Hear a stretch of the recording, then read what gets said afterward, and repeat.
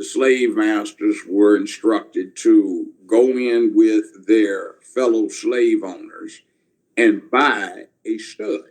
Now, there was a peculiar attribute they wanted this stud to have. They also wanted him to make a good preacher.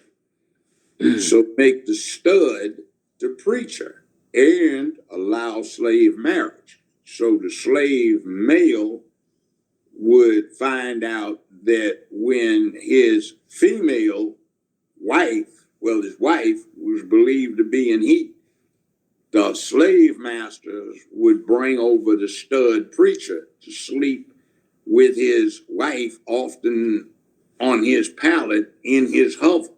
Wow. And that would do what now would be called demoralizing him.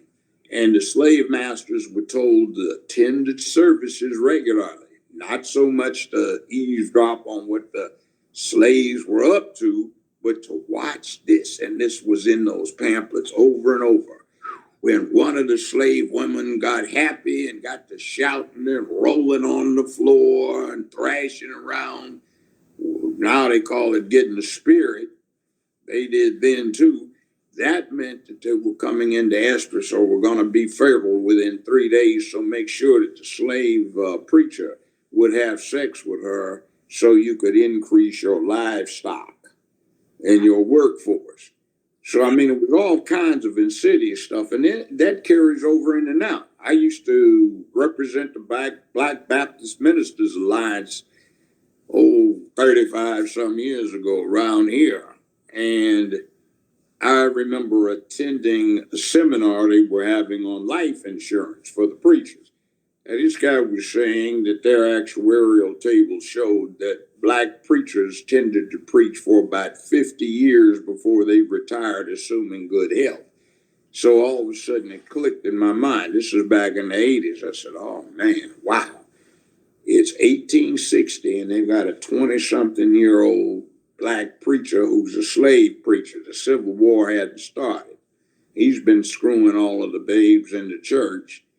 And he's going to preach from 1860 to 1910.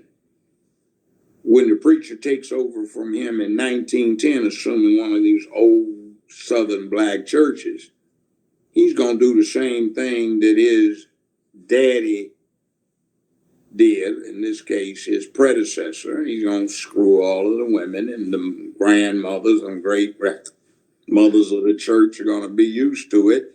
And this dude is going to be preaching from 1910 to 1960.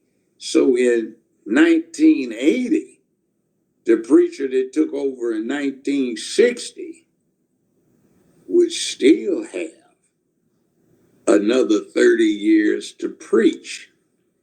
And he would be in the position of being the grandson, effectively, of the slave preacher.